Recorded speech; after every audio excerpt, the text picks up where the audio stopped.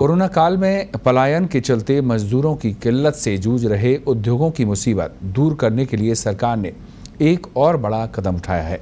औद्योगिक संगठन और इकाइयां अब अपनी ज़रूरत के हिसाब से बाहर से आए प्रवासी श्रमिकों और प्रदेश में उपलब्ध श्रम शक्ति को प्रशिक्षित कर अपने यहाँ रोजगार दे सकेंगी। प्रति श्रमिक के हिसाब से प्रशिक्षण पर आए खर्च में राज्य सरकार अपनी हिस्सेदारी देगी। Sitapura James and jewellery association, CII और 40 जैसे औद्योगिक संगठनों ने इस बारे में सरकार को प्रस्ताव दिए थे, जिसे निगम के चेयरमैन और श्रम सचिव नीरज के पवन ने मंजूरी भी दे दी है। इसके तहत औद्योगिक संगठनों को सीधे ही राजस्थान कौशल और आजीविका विकास निगम RSLDC के ट्रेनिंग पार्टनर दर्जा दिया जाएगा। इसके लिए सामान्य तौर पर निगम की ओर से अपनाई जाने वाली निविदा प्रक्रिया नहीं की जाएगी। पहले प्रशिक्षण के तौर पर जेम्स एंड ज्वेलरी एसोसिएशन ने 300 श्रमिकों को प्रशिक्षित कर रोजगार उपलब्ध कराने की सहमति दी है।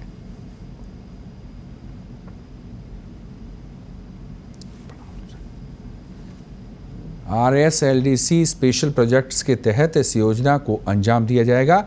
इस नए प्रशिक्षण मॉडल को रिक्रूट, ट्रेड एंड डिप्लॉय नाम दिया गया है, यानी ये संगठन या कंपनियां भर्ती, प्रशिक्षण और रोजगार तक का काम खुद ही करेंगे। पिछले दिनों मुख्य सचिव ने भी बैठक के दौरान इस मॉडल की समीक्षा की थी। आपको बता दें 52 लाख की श्रम शक्ति मौजूद है। इनमें कुल पंजीकृत मजदूर हैं 52,66,000।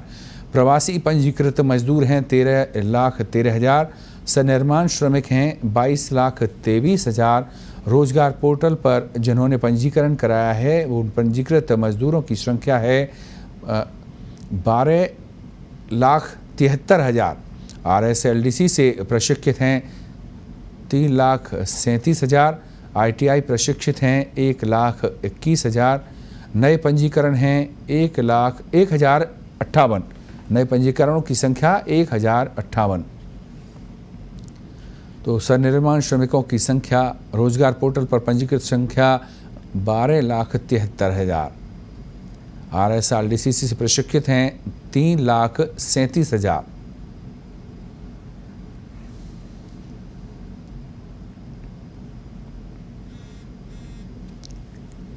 RSLDC से प्रशिक्षितों की संख्या है 3,37,000।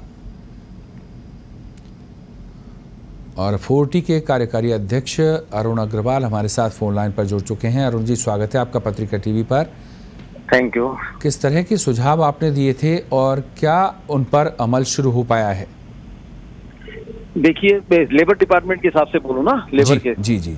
लेबर में तो देखिए, जैसे मैं राजस्थान के परिप्रेक्ष्य में बात करूंगा तो आज महानरेगा में जो है करीब 20 लाख श्रमिक बढ़ चुके हैं बाहर से, जो अप्रवासी श्रमिक आ चुके हैं। आज 52 लाख करीब श्रमिक है यहाँ पे जो नरेगा में काम कर रहे हैं। और ऐसे में ये सारे काम जो हो रहे हैं ये अनप्रोडक्टिव रहा। हालांकि स्टेट सेंट्रल का बजट भी बढ़ा, आज 1,01,500 करोड़ का बजट हो गया, करीब 20 लाख करोड़ बढ़ के। किंतु जो ये काम हो रहे हैं ये अनप्रोडक्टिव काम हो रहे हैं। मैं इसमें सुझाव देना चाहूंगा कि नरेगा, महानरेगा के श्रमिक को जब तक इंडस्ट्री से नहीं जोड़ा जाए, इंडस्ट्री से जोड़ देंगे तो ये जो मैं बोल सकता हूँ एक शब्द, ये बेकार के काम नहीं होके जो कि अनप्रोडक्टिव काम में लगे हुए हैं, जैसे वो आधे काम करते हैं, आधे पूरे काम करते हैं, और सरकार भी अपना वो कर लेती है क्राइटेरिया पूरा कि हम नरेगा मजदूरों को देती है। और इधर फैक्ट्रियों में हम लोग को प्रॉब्लम आ रही है लेबर की आज के दिन, क्योंकि हमारे मजदूर जा चुके हैं अपने अपने गाँव, बिहार, यूपी वगैरह जहाँ भी जाना है, बंगाल जा चुके हैं। और ऐसे में जो श्रमिक आए हैं वो हमारे पास श्रमिक जो आए वो सोनार आए हैं। हम और लोहार हमको श्रमिक चाहिए जो फैक्ट्रियों में श्रमिक काम करे, इसके साथ साथ स्किल्ड लेबर भी। ऐसे में मैं चाहूंगा पत्रिका के मार्फत से कि इनको ट्रेनिंग दिया जाए। अभी मैं हाल फिलहाल अभी भी मैं RSLDC की मीटिंग में बैठा हूँ नीरज के पवन और प्रतीक झाजेड़िया जी के साथ ही, उसी के चर्चा हो रही है अभी हमारे अंदर, मैं बाहर उठ के आया। तो ऐसे में इनको ट्रेन किया जाए, इनको ये किया जाए कि ये किस लायक काम कर सकते हैं, उसको फिर जिससे डबल फायदा होगा। एक तो महानरेगा का श्रमिक यदि इंडस्ट्री से जुड़ जाता है तो हमको इंडस्ट्री में प्रॉब्लम, शॉर्टेज जो आ रही लेबर की वो नहीं होगी।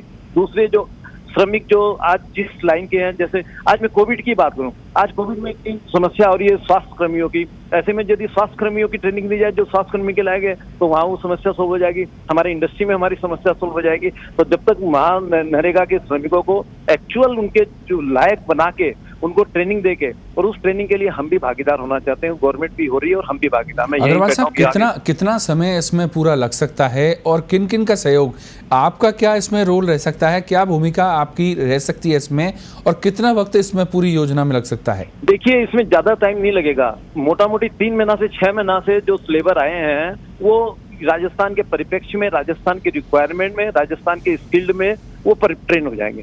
3 महीना तो लगता है, लेकिन 6 महीना से ज्यादा लगना भी नहीं है। ऐसे में उनको जहां जरूरत हो 3 से 6 महीने में एकदम तैयार हो जाएंगे सब। आपने बहुत अच्छा ये सुझाव दिया है, क्योंकि बड़े पैमाने पर लाखों की तादाद में राजस्थान से जो प्रवासी दूसरे राज्यों में रोजगार की तलाश में गए थे, वो अब अपने राज्य लौटे हैं, और अगर उनको अपने ही राज्य में जॉब मिलता है, रोजगार मिलता है, तो पलायन की भी जरूरत नहीं होगी। और ऐसे में अगर उनको स्किल कर दिया जाए, आप कह रहे हैं 3 महीने का समय लगेगा, तो इस पर जो खर्चा आना है, क्या सरकार उसे खर्च करने को तैयार है, या आपके जैसे संगठन हैं वो इसमें कुछ मदद के लिए तैयार हैं? हम भी बिल्कुल तैयार हैं। हम पूरा सरकार के साथ कंधे से कंधे मिलाकर भागीदारी करने तैयार हैं। हम पूरा तैयार हैं। हम सरकार का हर तरह से चाहते हैं। हम चाहते हैं कि राजस्थान पूरा वापस खड़े हो। जैसे राजस्थान में आज 52 लाख श्रमिक जुड़ चुके हैं, जो कभी 20 लाख आ गए यहाँ पर श्रमिक, मोटा मोटी जो मेरे पास अनुमान है 20 लाख श्रमिक बाहर से आए हैं। तो ऐसे में उनको नरेगा से जोड़ने से तो नरेगा परमानेंट सॉल्यूशन नहीं है ना। वहाँ तो अभी कोई सिंचाई का होगा या कोई बांध का काम होगा, वो हुआ खत्म और काम खत्म। और यदि इंडस्ट्री से जुड़ गए और या स्वास्थ्य विभाग से जुड़ गए, जो कोविड महामारी चल रही है अभी पूरे विश्व में, राजस्थान में, इंडिया में, ऐसे में यदि उनको सबसे जोड़ दिया जाए तो उनका परमानेंट जॉब हो जाएगा और वो फिर जाएंगे भी नहीं छोड़ के। और शहरी क्षेत्र से जोड़ने की जो मांग चल रही थी, वो भी इसी दिशा में उठाया जाने वाला एक कदम है। क्या लगता है बाकी जो संगठन है, आपके सहयोगी जो संगठन है, या और तरीके, उनकी क्या मदद मिल पा रही है? इसके अलावा अग्रवाल साहब, यहाँ पर आजीविका कौशल निगम और आजीविका कौशल विश्वविद्यालय की भी स्थापना हो चुकी है, तो उनकी क्या लगता है आपको कि वो कुछ मदद करने की स्थिति में है? नहीं, स्थिति में वो लोग तैयार कर रहे हैं। ये इसी मीटिंग में ही बैठा हूं मैं और यहाँ यही चर्चा हो रही है और इसमें हमारा भी सहयोग लिया जा रहा है। और निश्चित रूप से यदि सकारात्मक सोच रहेगी, पॉजिटिव सोच में चलेंगे अपने आगे कि अपने को ये काम करना है, तो ऐसा कोई काम असंभव नहीं है। और श्रम विभाग का क्या रुख है इस पूरे मामले पर? अब तक आपने जो प्रपोजल्स दिए हैं उस पर श्रम विभाग का क्या रुख रहा है अभी तक? श्रम विभाग का भी अच्छा रुख है। उन्होंने अभी कहा है, उन्होंने हमको ऑफर दिया भी है, हमारे पोटी को भी ऑफर दिया है कि आप इसको स्किल्ड करिए और हम तैयार हैं आपको। और जेम्स एंड ज्वेलरी और इस तरीके के जो संगठन है वो भी ये ऑफर कर रहे हैं कि उनको भी स्किल्ड लेबर की जरूरत है, और वो भी इस तरह। जी बिल्कुल, एकदम सारे संगठन चाहते हैं। तो कोई संगठन ऐसा, क्योंकि सबको तो अपना व्यापार चलाना है, अपना उद्योग चलाना है, तो कोई भी ऐसा नहीं चाहेगा कि लेबर की कमी के कारण तो और फिर हमारा रोजगार का, हमारा उद्योग धंधा बंद हो और दूसरा लेबर भी बेरोजगार नहीं हो। ये भी हम नहीं चाहते हैं, क्योंकि हमारे श्रमिक भाई जो बाहर से आए हैं और जो एक बार यहाँ से चले गए, वो हम भी समझते हैं कि वो अब एक बार माटी से जुड़ा हो गया उनका। और जब तक ये कोविड वाला वैक्सीन नहीं आता है, ऐसा कुछ परमानेंट सोल्यूशन नहीं होता, मेरे को नहीं लगता पर्सनल कि ये वापस अभी आएंगे 2 महीने, 4 महीने, 6 महीने। क्योंकि इधर किसान बारिश आ गई, लावणी चालू हो गई, खेती चालू हो गई, ऐसे में वो श्रमिक चाहेंगे कि हम अपनी खेती में ही काम करें बजाय दूसरे के यहाँ जाकर काम करें। तो ऐसे में हमारे जो श्रमिक आए राजस्थान के, उनको निश्चित रूप से रोजगार मिले, इसके लिए हम तत्पर हैं। और पत्रिका, चूंकि विशेष धन्यवाद दे रहे हैं कि पत्रिका हमारे व्यापार उद्योग की समस्या इस कोविड के टाइम में निरंतर उठा रही है। निरंतर उन्होंने एडिटोरियल में भी बराबर लिख रहे हैं और हर समय में, इसके लिए तो पत्रिका का जितना धन्यवाद हो। हमें 65 साल से लगातार पत्रिका समाज की, व्यापार की सेवा करती है। एक सवाल और आपसे लेना चाहूंगा आखिरी, कि कितने फीसदी लेबर ऐसे होंगे जो स्किल्ड नहीं किए गए हैं, जो प्रशिक्षित नहीं किए गए हैं, लेकिन वो सेट हो गए हैं दूसरे कामों में? इसके मैं करीब करीब समझूंगा 50% तो मानूंगा ऐसा, जो सेट हो गए।